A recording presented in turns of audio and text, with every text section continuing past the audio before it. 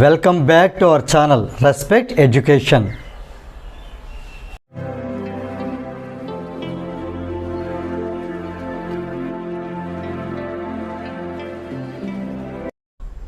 Okay అండి, మనం present perfect continuous టెన్స్లోని ఒక సెంటెన్స్ని దాని అఫర్మేటివ్ సెంటెన్స్ లేదా పాజిటివ్ సెంటెన్స్ని ఏ విధంగా చెప్తాము, దాని స్ట్రక్చర్ ఏంటి అనేది మనం లాస్ట్ వీడియోలో చూసాం.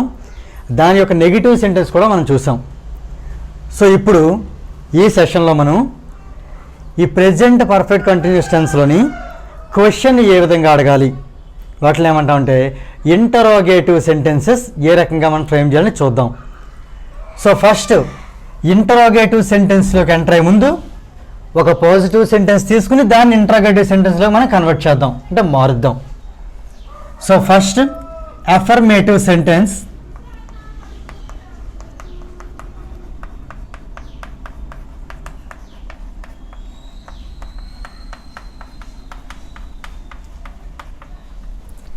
వీటిని మనం ఇంటరోగేటివ్ సెంటెన్స్గా మార్చబోతున్నాం.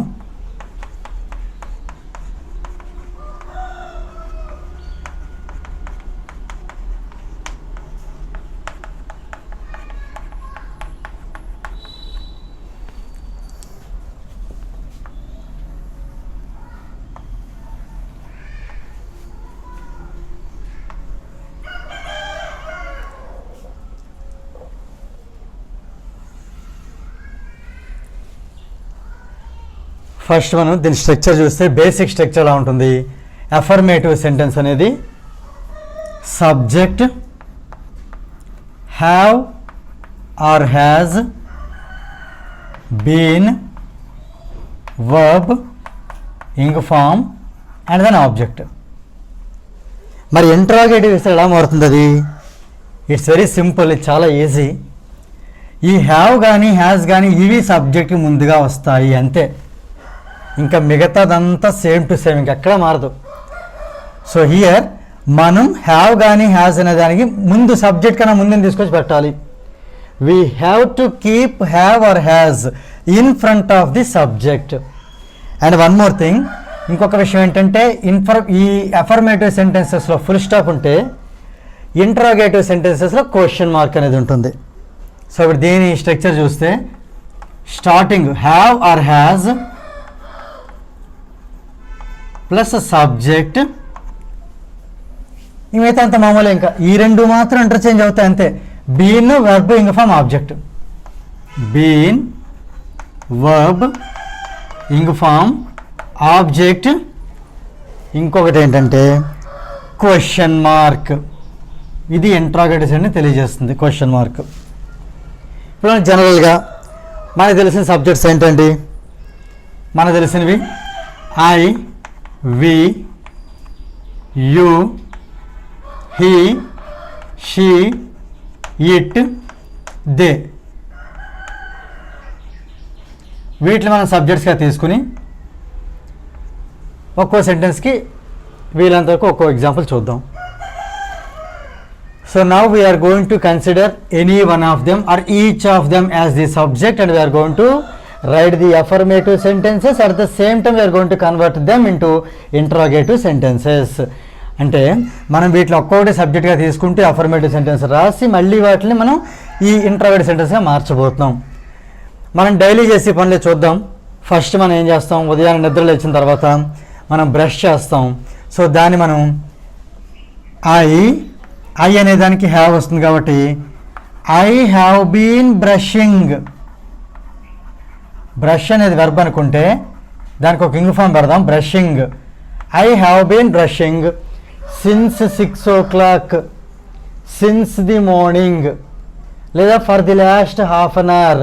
ఇంకా సిన్స్, ఫర్ అనేవి ఇంకా అలా వస్తూనే ఉంటాయి. సో మనం దీన్ని మార్చాలి కాబట్టి ఇక్కడ ఎక్కువ స్పేస్ లేదు కాబట్టి ఇక్కడతో మన దాకా ఆఫ్ చేద్దాం. So I have been brushing, ఇది ఒక సెంటెన్స్. ఇప్పుడు దీన్ని మనం ఇంటరోగేటివ్లో మార్చాలి అంటే ఆల్రెడీ మనం చెప్పుకున్నట్టే ముందు ఇందులో హ్యావ్ ఉంది కాబట్టి ఆ హ్యావ్ అనేది ముందుకు రావాలి. అంటే have I been, have the subject I కాబట్టి మిగతా అంతా మామూలే. Have I been brushing, have I been brushing question mark. అంటే ఇది ప్రాక్టికల్గా ఎలా యూజ్ చేస్తామంటే I have been brushing for the last 15 minutes. నేను గత 15 నిమిషాల నుంచి నేను బ్రష్ చేస్తూనే ఉన్నాను, ఇంకా పని పూర్తవలేదు. ఒకవేళ ఎవరైనా సరే నువ్వేంటి అంతసేపు బ్రష్ చేస్తున్నావు, బ్రష్ చేస్తూనే ఉంటున్నావు అని అడిగినప్పుడు మనం వెంటనే అడగాల్సి వచ్చినప్పుడు have I been brushing. Suppose ఎవరైనా ఏంటి లాస్ట్ అరగంట నుంచి బ్రష్ చేస్తావు నువ్వు అంటే మనం అడగాలంటే have I been brushing for the last half an hour. ఏంటి నేను లాస్ట్ అరగంట నుంచి బ్రష్ చేస్తూ ఉన్నానా అని అడగాలన్నప్పుడు మనం హ్యావ్ ఐ బీన్ బ్రషింగ్. అక్కడ మన టైం ఏది ఉంటే అది పర్ఫెక్ట్ టైం ఉంటే సిన్స్, లేదా పీరియడ్ ఆఫ్ టైం ఉంటే ఫర్, అంటే for the last half an hour, లేదా since 5:30 AM, since 6 o'clock AM, like that. So ఇప్పుడు మనం ఐ అనేది మనం యూజ్ చేసాం. Next we. ఇప్పుడు వి మనం జనరల్గా బ్రష్ చేసిన తర్వాత మనం ఏం చేస్తాం, స్నానం చేస్తాం, స్నానం చేస్తే డ్రెస్ వేసుకుంటాం, దాన్ని డ్రెస్సింగ్ అంటాం. So we have been dressing. We have been, dress అనే దానికి ఇంగ్ ఫామ్ పెడితే సరిపోతుంది. వీ హ్యావ్ బీన్ డ్రెస్సింగ్ అంటే మేము డ్రెస్ చేసుకుంటూనే ఉన్నాము అంటే ఇంకా అలా అదేంటంటే టైంతో సంబంధం లేకుండా. చూడండి చాలామంది గంటల కొద్దీ వేసుకుంటుంటారు అంటారు కదా, అంటే నిజంగా గంటల కొద్దీ వేసుకుంటారు కాదు, ఒక డ్రెస్తో సాటిస్ఫై అవ్వలేదు వేసుకుంటారు, చూస్తాం వేరే మారుస్తూ ఉంటారు. సో అలాగే ఏంటంటే వీ హ్యావ్ బీన్ డ్రెస్సింగ్. దీన్ని మనం క్వశ్చన్లో మార్చాలి అంటే కనుక have we been dressing, have we been dressing. ఇది ప్రాక్టికల్గా ఎలా యూజ్ చేస్తాం. ఏం చేస్తున్నారు మీరు అడిగా అనుకోండి, ఎవరో లోపల డ్రెస్ చేసుకుంటున్నారు, వీ హ్యావ్ బీన్ డ్రెస్సింగ్. ఇక్కడ మన టైం చూసి చాలా ఎక్కువ టైం తీసుకుంటున్నారని చెప్పి మనం ఏంటి అంతసేపు తయారవుతున్నారు, లేట్ అవుతుంది అన్నప్పుడు ఎవరిని అడగాలంటే have we been dressing for the last half an hour. So next subject you.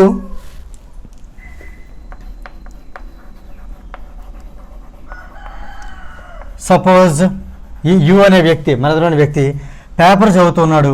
You have been reading అంటే అది కంటిన్యూస్గా ఇంకా పేపర్ చదవడం అనేది ఆపలేదు, కంటిన్యూ జరుగుతూ ఉంది అది. You have been reading newspaper. ఇప్పుడు దీని క్వశ్చన్ అడగాలంటే హ్యావ్ యూ బీన్ రీడింగ్.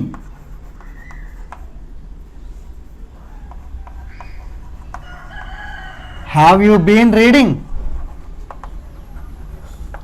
ఇది పేపర్ అవ్వచ్చు, బుక్స్ అవ్వచ్చు, ఏమైనా స్టడీస్ సంబంధించి ఏదైనా కూడా. నేను చదువుతూ ఉన్నాను అంటే యూ హ్యావ్ బీన్ రీడింగ్ అని నువ్వు చదువుతూ ఉన్నావు. You have been reading. Have you been reading ఏంటి నువ్వు చదువుతూ ఉన్నావా, నువ్వు చదువుతున్నావా అంటే have you been reading. Next he.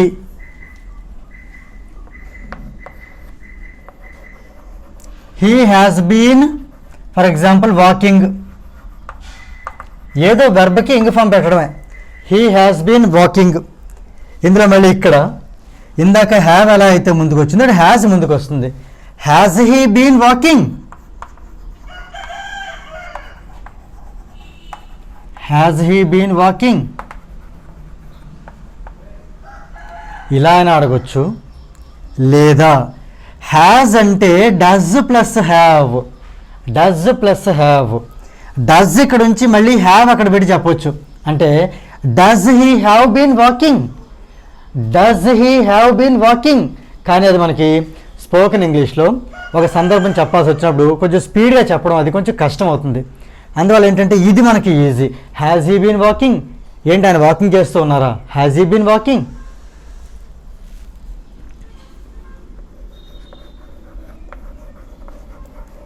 She has been observing.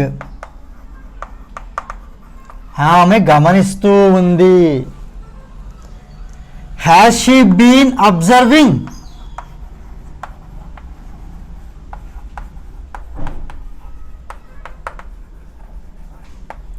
Has she been observing. It.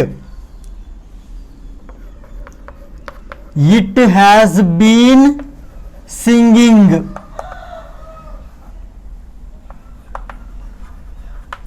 It అంటే అక్కడ ఏదైనా ఒక జంతువు అవ్వచ్చు, వస్తువు అవ్వచ్చు. ఏదో చిన్న ప్యారెట్ ఉంది, ఇట్ హ్యాస్ బీన్ సింగింగ్, అది పాడుతూనే ఉంది.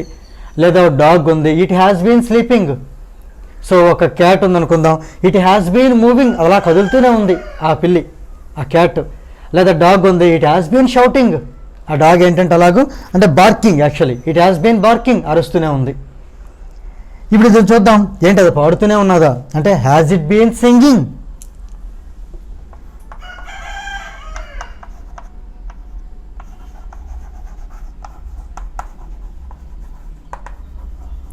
Has it been singing. లేదా ఒక డాగే సపోజ్ అలాగూ ఏడుస్తూ ఉంది అంటే it has been crying. Has it been crying అలాగూ. సో నెక్స్ట్ ఇంకా they,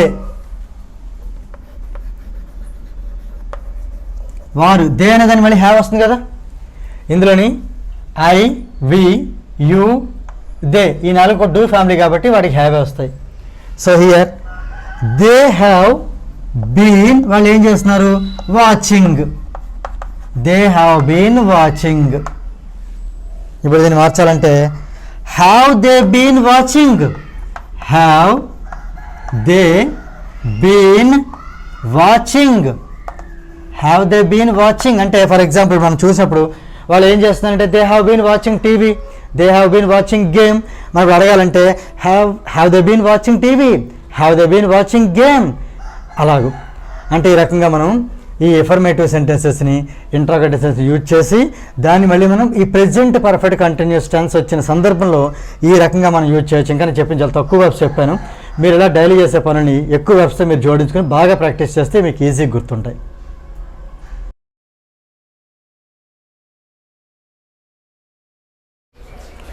If you feel this video is helpful to you, please like, share and subscribe our channel Respect Education, and please press the bell button to get the notifications from our channel. Thank you very much.